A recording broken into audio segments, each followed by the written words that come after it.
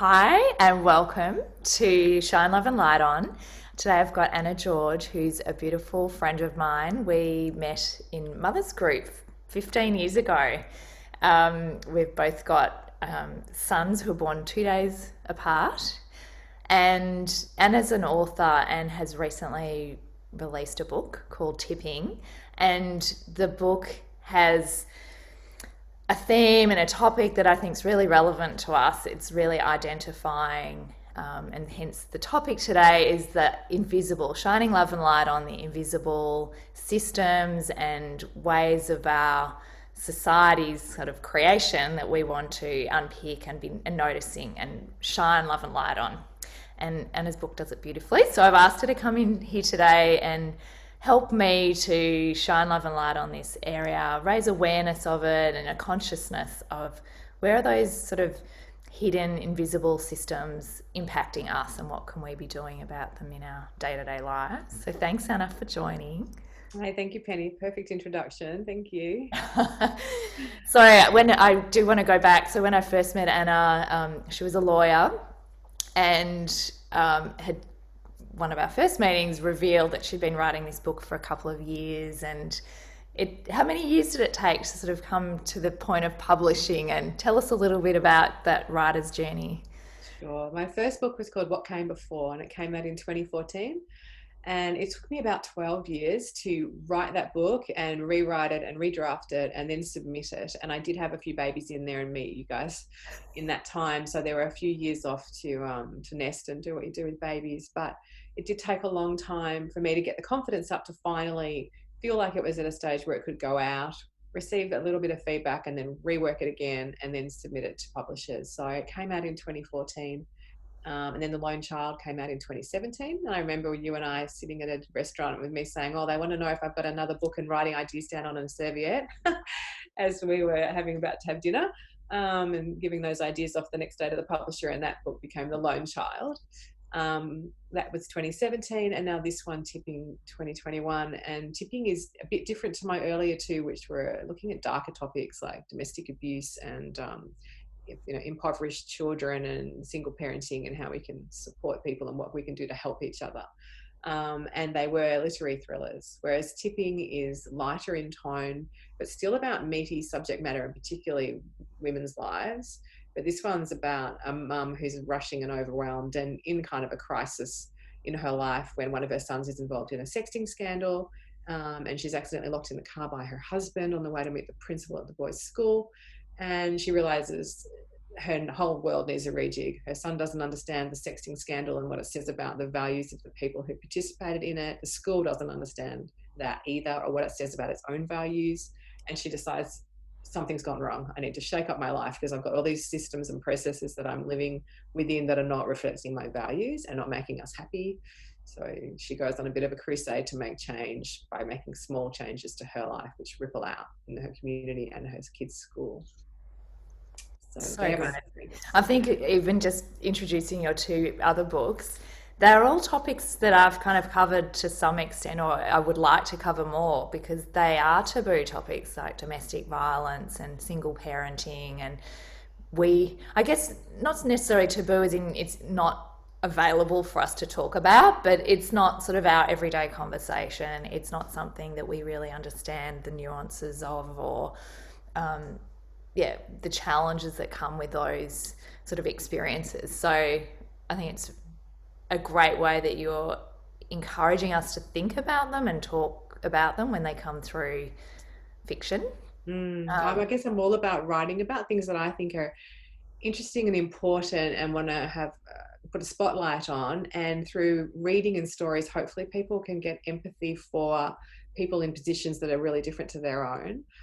Or sometimes understand, oh wow, that relationship I had with someone years ago, I thought it was just a pretty bad relationship, but actually that was emotional abuse and I didn't realize for like 3 years, because you don't have sometimes the language to understand what happens to you and understand through a more informed position. Someone else can say that's actually really unacceptable behavior that's being delivered to you there and you're not seeing it because you don't understand that. So I wanted and allow that kind of conversation to happen and people to empathize with characters and try to understand, why doesn't she leave? Everyone always, why doesn't she leave? I've been that person, not in a physical abuse context, but in emotional abuse, and I didn't leave, or I tried to leave and went back, and all the rest of it. And you can see people are flummoxed by that still. And I wanted to try and put a story together where you might understand why someone isn't able to leave and the kind of thinking that leads you to stay. And with the single parenting, it's not taboo to be a single parent, but single parents are really maligned in society. And obviously, typically we're talking about single mums. And there's a level of judgment and stigma, which Or is even very shame sometimes. shame, really unfair and unkind and unwarranted. And so I wanted to sort of talk about that with a couple of mums in very different situations. And now with my third one, gender equality is really big, huge part of that. And raising boys, like I've got two boys, I've got a girl and a boy, really passionate about how we can raise emotionally intelligent, emotionally literate boys, and how that's completely reasonable to expect them to be able to be like that, and help them to create a fairer and more equal society. That's what it's all about. These are the new generations coming through that we are raising. So we have such an ability to influence those people and those generations by being mindful in our parenting around those issues. So that's one of the reasons I wrote the book, with 3 school-age sons being in the family in tipping.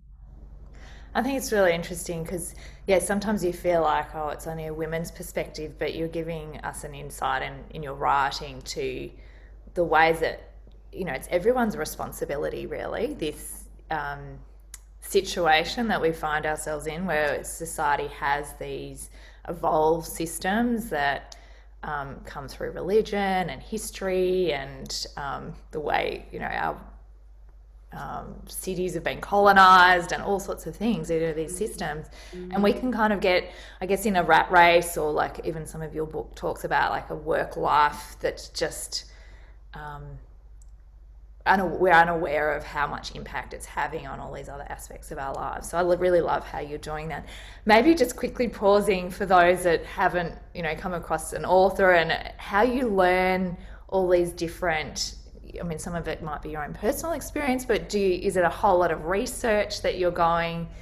Where do you get that kind of insight into single parenting or, gender inequality that gives you that voice and understanding, so we can have empathy with those characters? That's a good question. I do a lot of research. I do talk to a lot of people, interview people over the course of years. Obviously, you do a lot of observing and listening and eavesdropping as a writer, I have to say. And you do slice yourself up into different pieces and then grow them into characters. So I haven't been a single mum, but I've got friends who are single mums. I've been in the proximity of women, single parenting, and I can imagine my way into that situation as well. So in your world, you sort of sit with all different types of people, I suppose, to try and feel your way into them.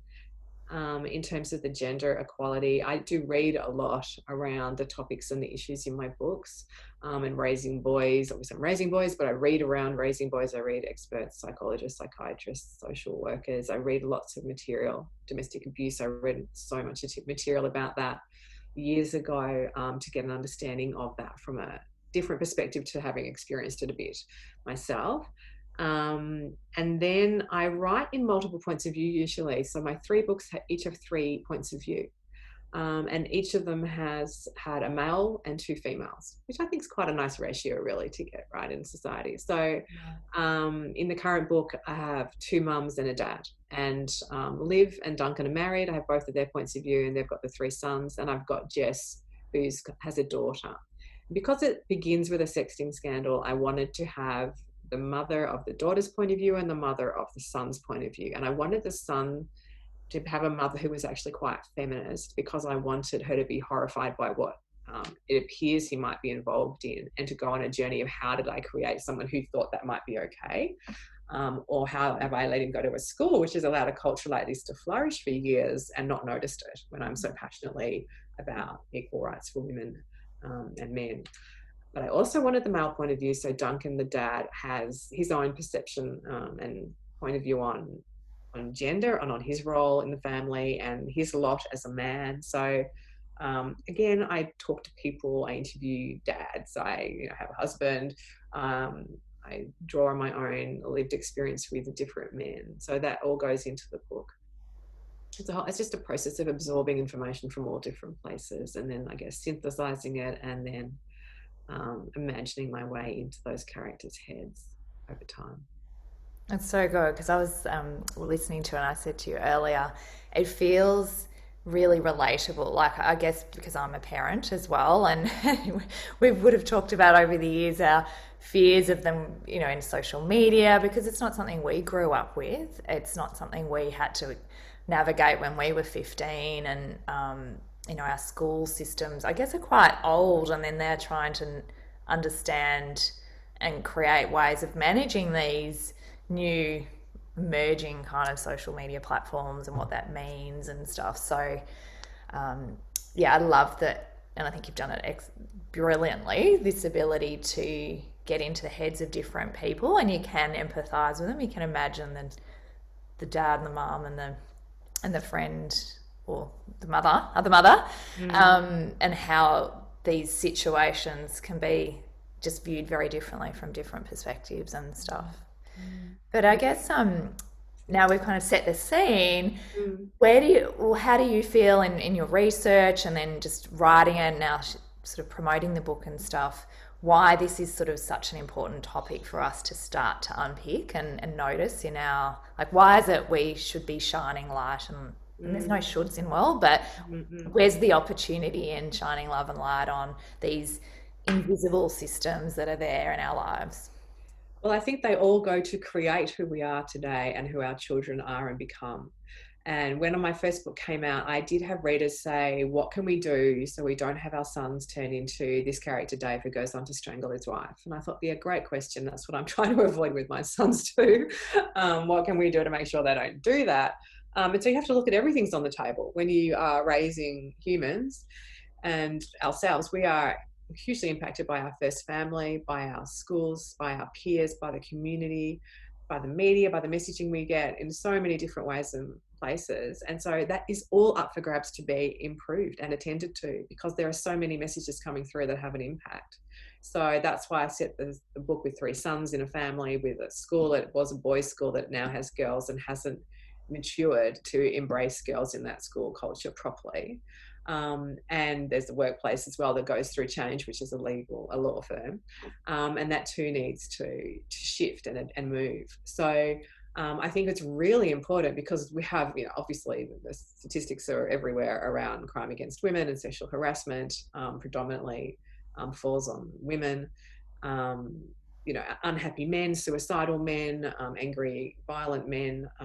It's not working for anyone. It's not working for women and men, really. That's kind of my point. In my book, I try to make it quite fair between the genders and between the men and the women, because it's not like women have it worse. We have it differently, and men have it, okay, they have more power and control generally, but they're not necessarily happier. They're not happier. They're not healthier or well or living longer. They're not. They're violent. They're killing themselves in greater rates. So they have massive issues that need to be attended to. So that is in the book as well. And so why do we need to look at it? Because, why do we need to look at all these things? Because it's not making us happy. It's not working. Yeah. It's not working. We're not loving and respecting each other on a societal level and supporting each other to be the best we can be. That is not happening. That is not a primary agenda that you hear in the media, you hear every day. It's not.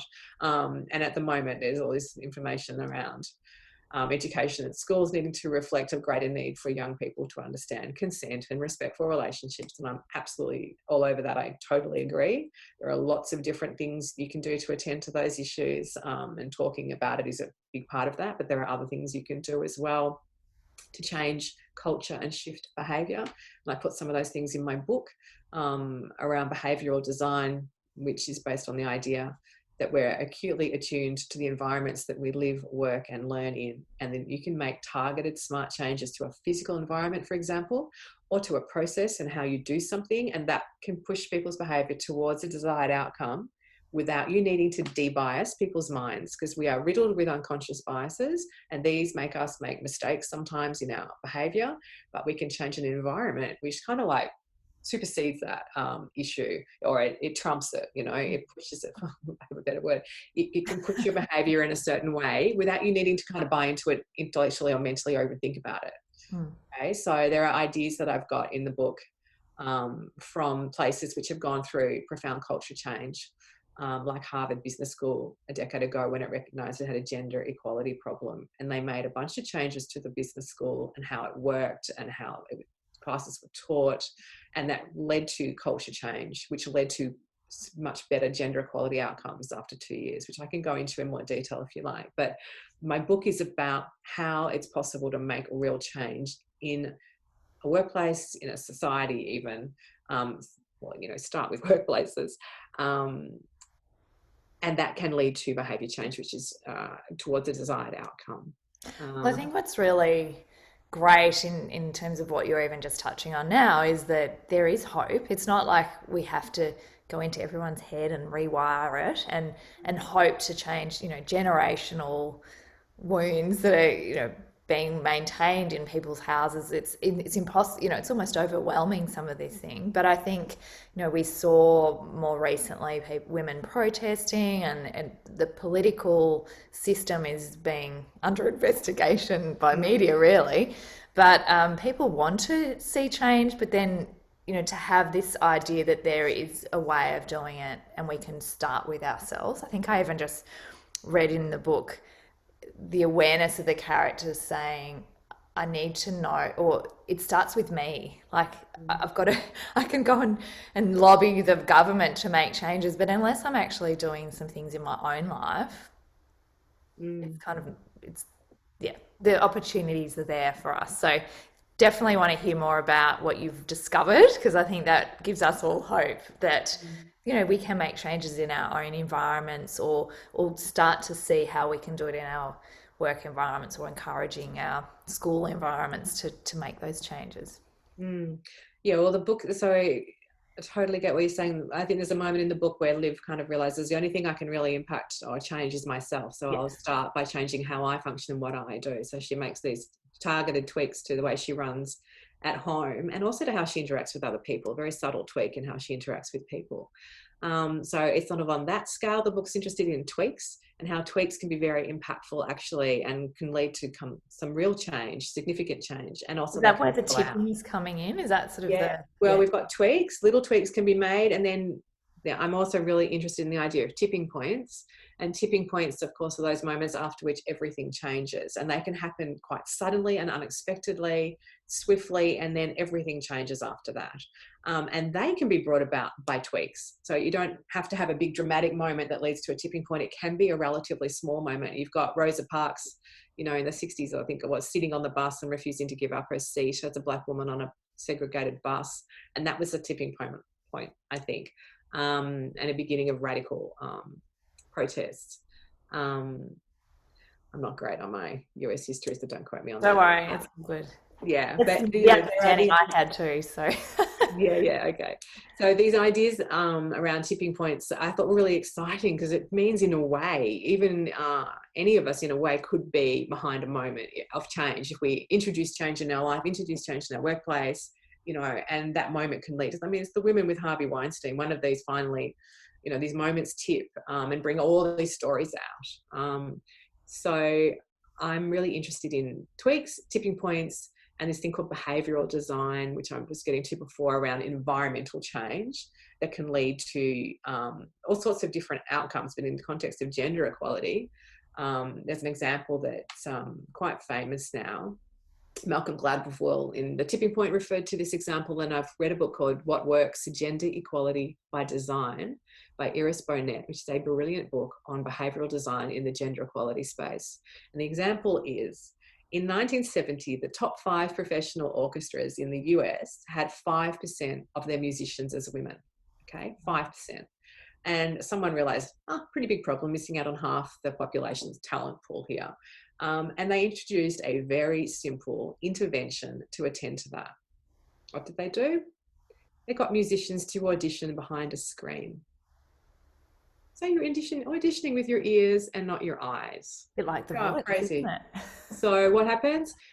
There was an increase in the likelihood of women progressing from the first round to the second round of auditions by 50%.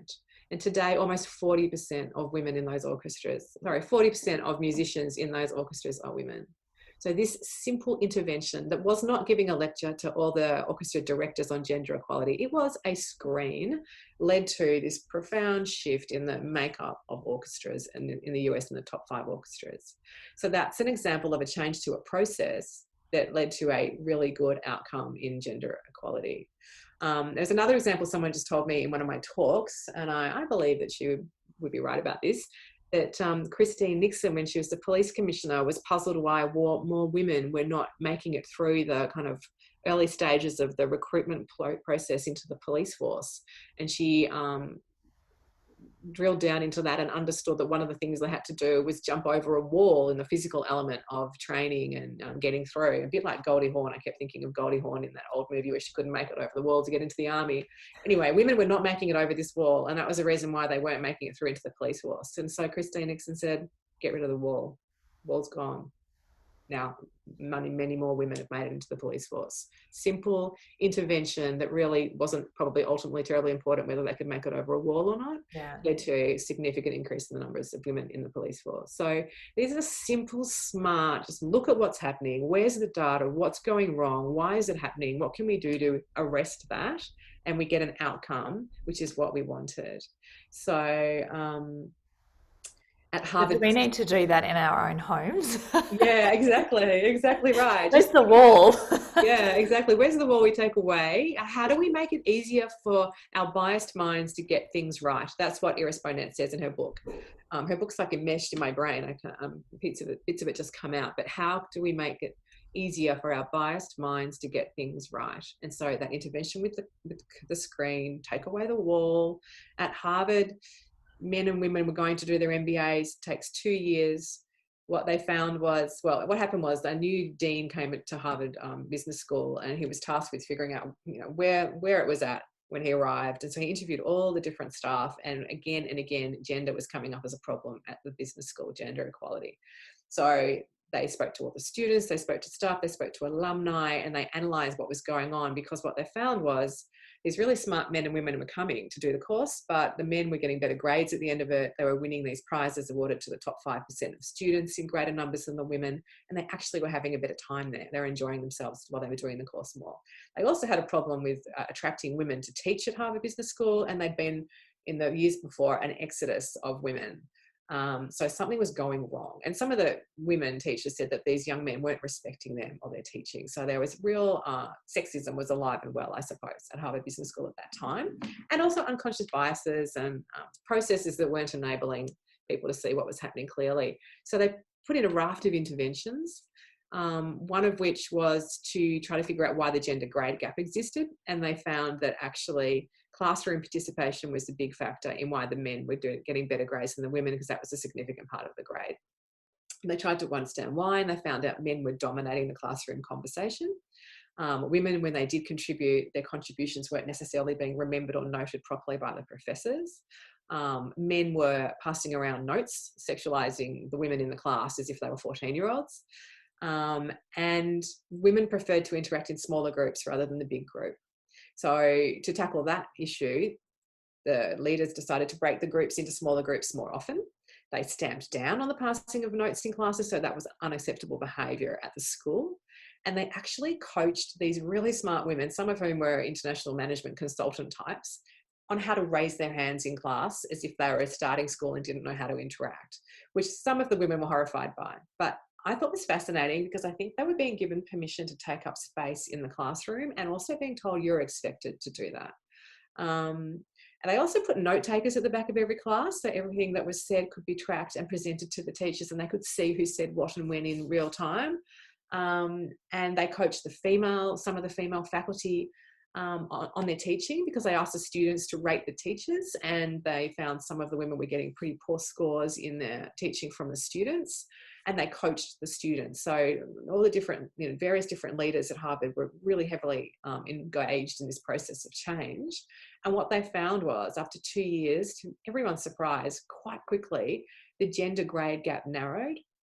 The women were winning those prestigious prizes in greater numbers at the end of the 2 years than they had. And both men and women, students and faculty, were having a better time at the course. The culture had shifted. It felt different to be there. And some of those women teachers had really significant improvement in their teaching scores from the students, to the point where the staff actually, and some of the leaders almost doubted the data, thinking, my God, they've really improved. And they checked it, but no, they'd really improved. So I felt that was fascinating. Some of these young men weren't happy about it and said they'd had the worst 2 years of their lives and that they hadn't signed up to be guinea pigs or in a social experiment.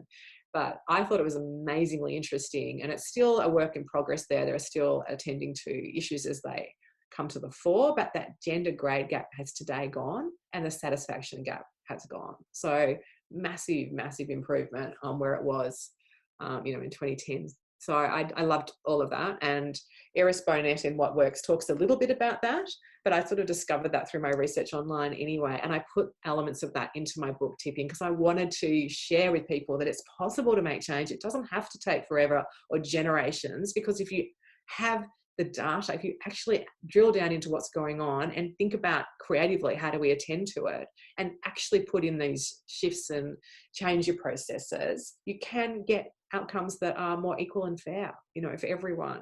So that's just so exciting and inspiring. So I put it in the book. I was just going to say, it sounds a bit like you still need leaders in that organisation to, acknowledge that there's something needs to be done. So, when we've sort of witnessed in Melbourne, Australia, or even Australia recently, our Prime Minister making comments, and the upset is really around no acknowledgement that, well, maybe it's just the way it's worded. I don't watch much news, so I'm only getting little bits and pieces of it.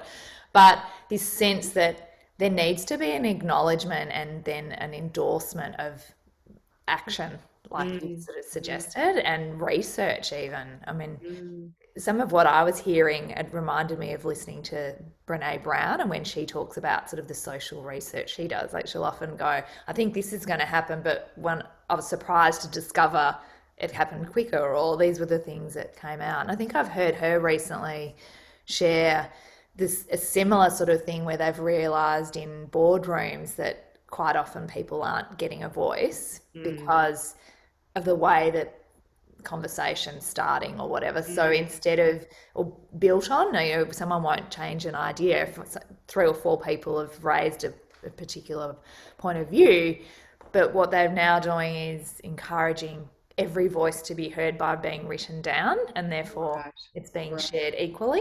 Yeah, absolutely. That's very interesting. Well, Iris Bonet talks about the magical kind of 30% or a third, where to have a minority, or you want to have diverse leadership groups, but it's not until you get at least a third of the minority in that group before they actually stop being tokenistic. They don't feel like tokens and they're not treated like tokens. So you really need a significant proportion of your leadership team to have that impact, so over a third.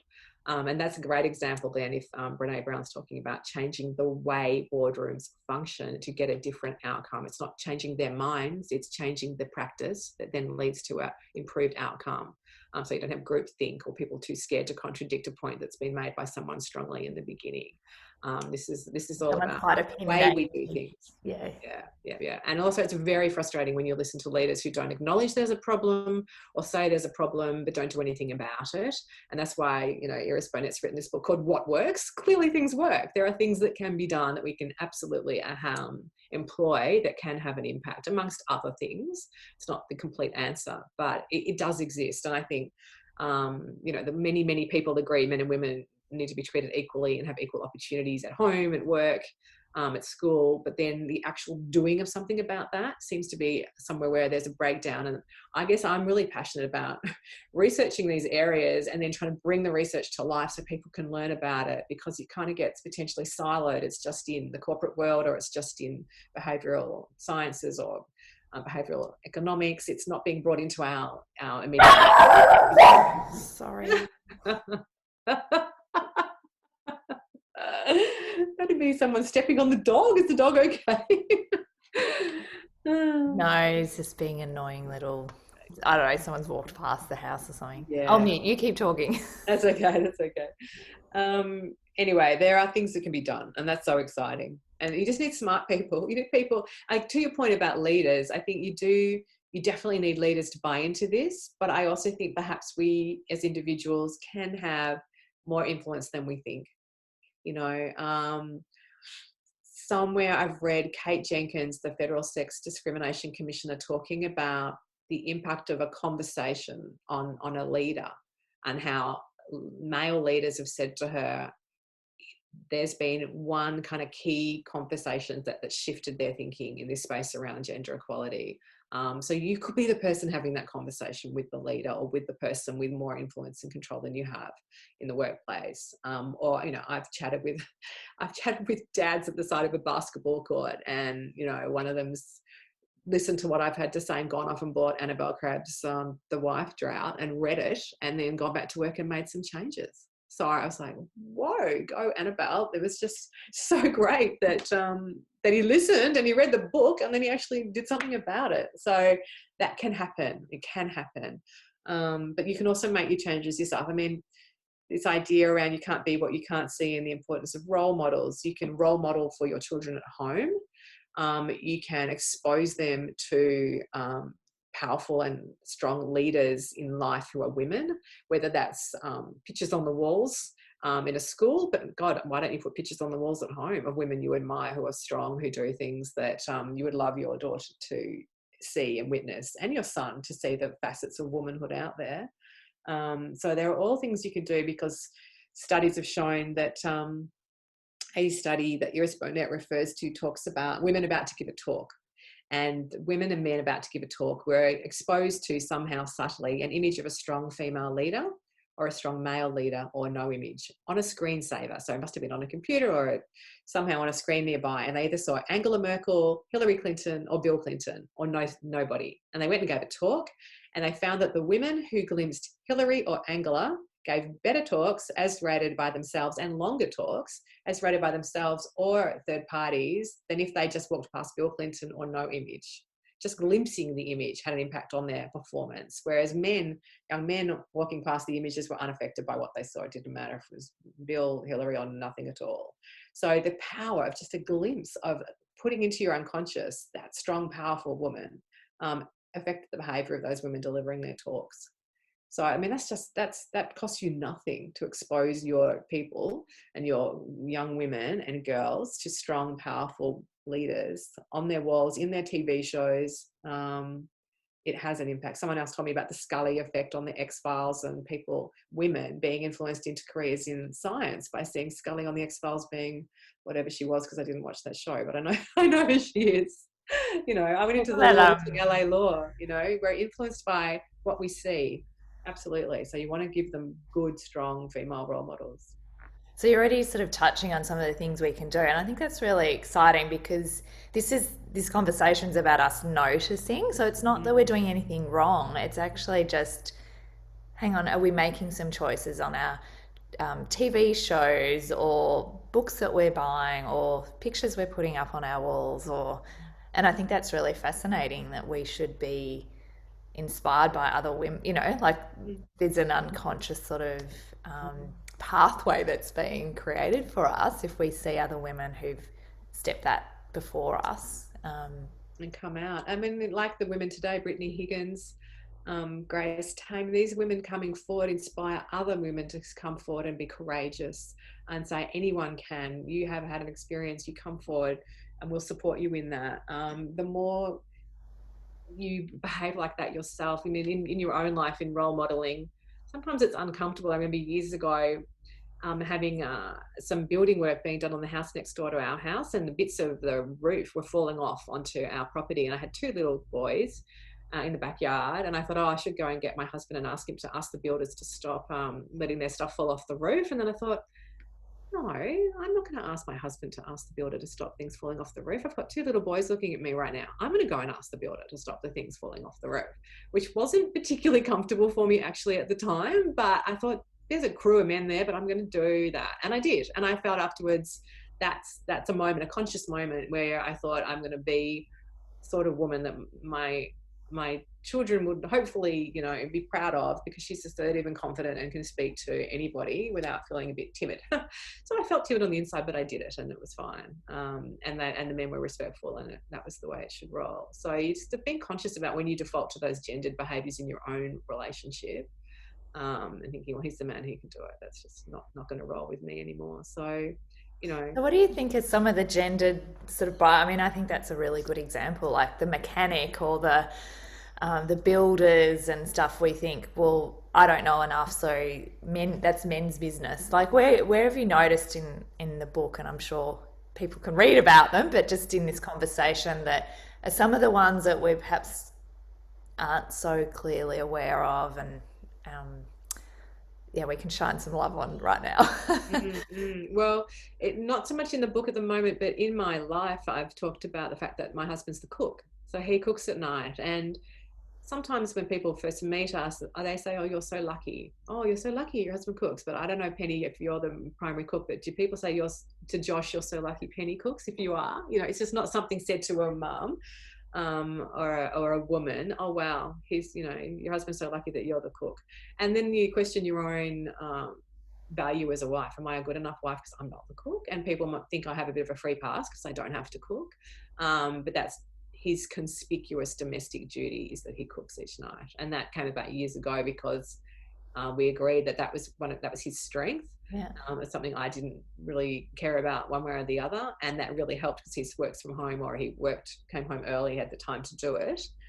So we split that role, and I gave it to him, or he took it completely, so that he's got something that kind of gets annoying sometimes. Like, I don't really feel like cooking tonight. Yeah, I get that, and sometimes I will. But we all have things that we carry with us that we don't really feel like doing as part of carrying the load of a family, and that's his to bear. That and I do all the procuring and organising and everything else, really. But we try and share different tasks. But gendered behaviour is in the book. The boys, that I've got 3 sons in the book who are twins and a 9-year-old, and the different well, I did use that cooking actually in the book. One of the boys becomes interested in cooking at school, and he gets hassled for that by his peers. And I sat next to a man on a plane once who I must have talked something came up about gender equality and cooking perhaps, and he said, which I put in the book, oh, young men today would have the babies if they could, and he was very disdainful of that, and what a dreadful thought that was, and how ridiculous that young men had gone way too far into a feminine world. So I put that in the book as a comment from a teacher, because it's just so galling that people think like that. And I'm trying with my own kids and it's hard to take away the conditioning that comes from school and from social media. And my boys are really into wanting to have abs. One of them, you've got to have abs, mum. Like, you really don't, it's not important to have abs. But girls like abs. So this idea that men and appealing young boys and teenagers have to be muscular, is a big message that he's getting through social media and peers, and also he says, why are my friends dancing around in their bikinis in TikTok and sending it to me, or however he's accessing that. He doesn't really want to see that, but that's the messaging the girls are getting around how they're meant to look and what they're meant to do on social media. So there's very clear information around looks that they're both Well, it getting. even starts at birth, doesn't it? Like, you have a pink baby or a blue baby.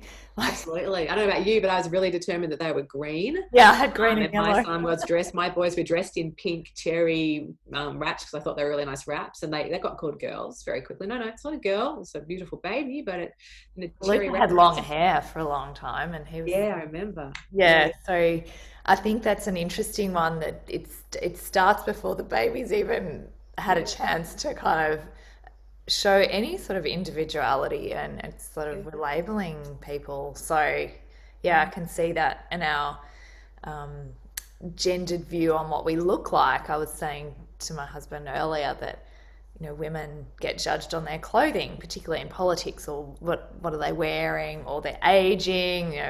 It's biased towards women. But there's anyway, something for us to notice, I guess, when we make comments about other women. And I think one of the things you touched on earlier, which I wanted to bring to light, is this sort of sisterhood. Like, if we're actually supporting each other and lifting each other up by not sort of saying, oh, she's not doing enough, or sometimes it's just we're not all aware or at the same ability. Like we were saying about, um, we can't all leave the workforce, and when our job when our job gets uncomfortable because of it's sexist or whatever, there aren't necessarily the ability to act on everything at the time, but we can support each other in taking steps and being aware and noticing these invisible sort of systems that are playing out, um, for all ages and in all environments we're living in. Making the invisible visible, so we see it and then we track it, we observe it, and think about creatively what we can do to attend to it, because it is possible to make some small changes there. I mean, obviously we have different levels of stress and difficulty in our lives, but hopefully small changes can be made nevertheless. Yeah, I think they can. So, we've talked about sort of why it's important and things that you can be doing. Is there anything else that sort of struck you when you were doing your research that sort of came out that you found interesting that I guess not everyone's aware of? You're like, I really want people to know this. This is like something we all should be talking about or all should be aware of. Mm. Well, I think the behavioural design was a really big moment for me when I figured out how to create culture change at my fictional school through these interventions. That was just, I was just so excited to discover that material. There's something else that came that I was thinking a lot about when I was researching teenagers and reading around teenage girls and teenage boys. And there are books for both, but not necessarily books about both, you know what I mean? Raising teenagers, it's gendered, raising teenage girls, raising teenage boys. I was sort of struck by, really, obviously, we're raising humans, and one of the fundamental things that comes through those books is we all have emotional lives, and teenage boys have emotional lives just as much as teenage girls do. Because in the book we talk a bit, some of the characters like, oh, boys are so much easier, I'm so glad I've got boys, and they're not like girls, or they're not, this idea that they're not bitchy. Drama or something. Yeah, all the drama. But really, they're all humans with multifaceted personalities, with feelings and sensitivities and insecurities. And I think we do boys a huge disservice when we discount that in them.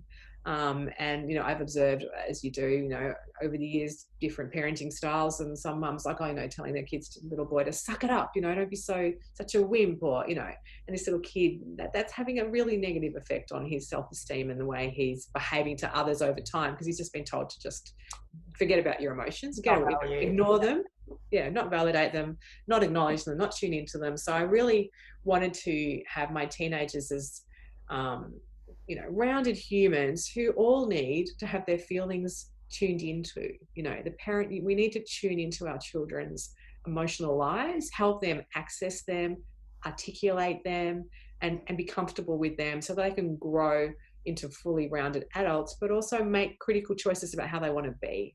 And so authenticity is a big part of it for me, and assertiveness, because I think assertiveness is something that we are not culturally good at, boys and girls. And there are statistics around girls being asked to send nude pics or whatever, and a lot of them say yes because they don't want to say no and have an upset. And then the bystander element of sexual assault and harassment, and a lot of boys and girls are bystanders and don't want to get involved because they don't want to get picked on or targeted. So we have this kind of almost like crisis in young people being able to articulate what may be something that they fear leads to conflict, but articulate their truth and assert themselves, stand up for themselves, stand up for their peers, whether they're boys or girls, and be authentic, not buy into the gendered behaviours that are expected of them as teens.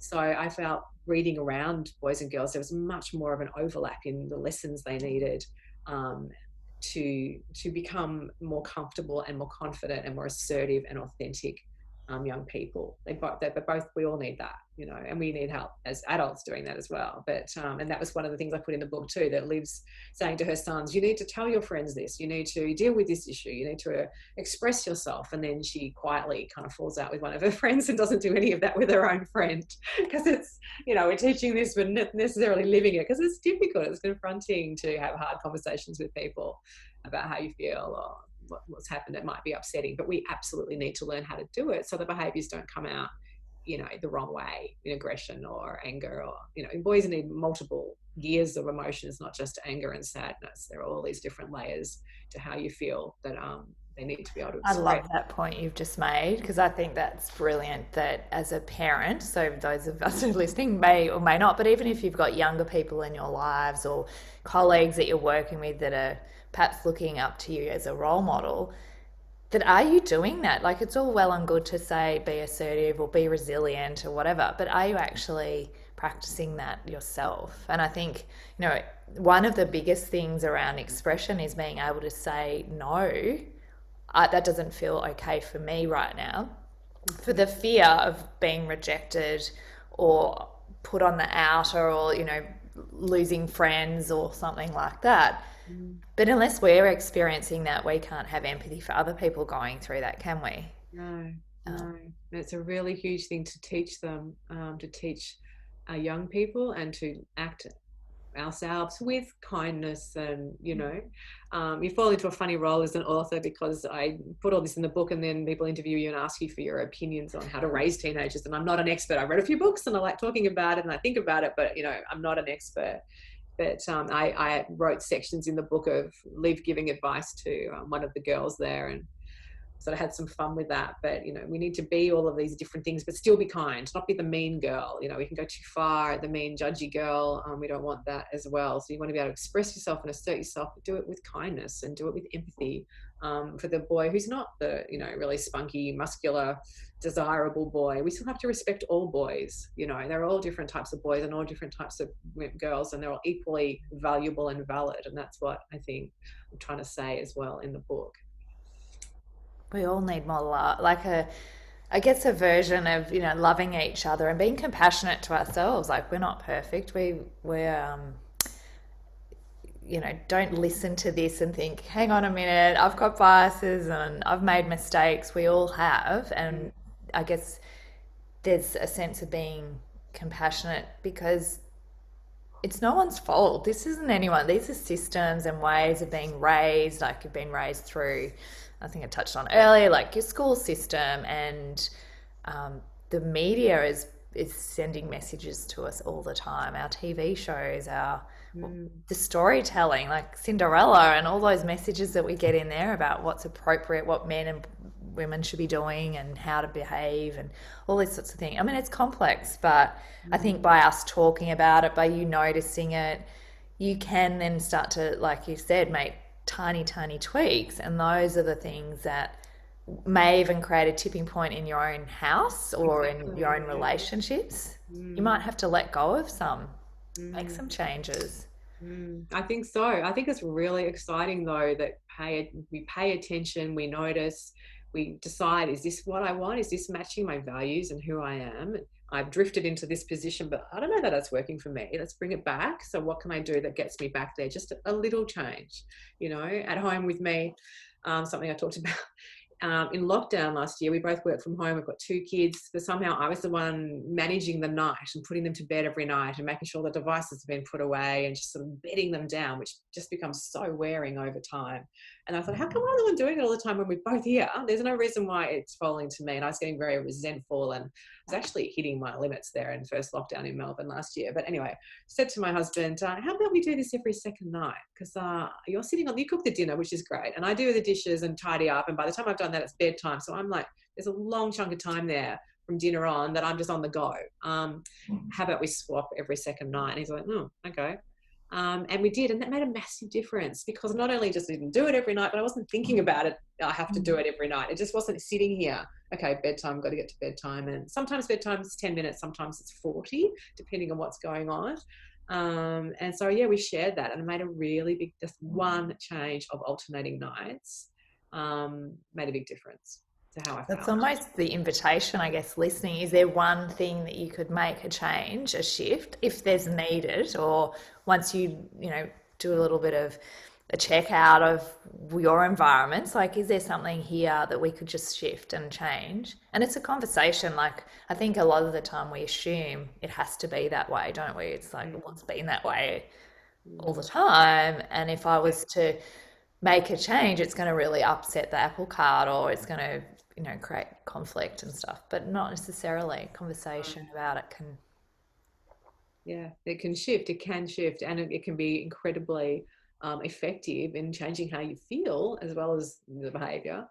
Surprisingly so, and you can't believe that you didn't do it earlier. I remember, settling babies years ago and making some key change that some other friend from a distance said, "Why don't you try doing this?" And then you think, "Oh my God, why didn't I think about that months ago?" And then that little change makes a big difference. So it can apply in all areas, but and in with your parenting as well. A simple change in my household this week is give the alarm clock to the 15-year-old so he can wake himself up every morning instead of you waking him up. I don't understand how that was my job, so that just simple change that you would think I probably should have done a long But time ago. that's a beautiful thing. I remember when we used to laugh about it in mother's group, because you'd go, "Oh, my kid can actually get out of the car seat themselves. I thought I had to get them out," But another mum has worked that out before you, and by talking about it, you learn from them. So I guess the other invitation here is, in listening, if you learn from something that Anna shared, if you can share this podcast or her book with someone else, it's part of us kind of all lifting ourselves higher. And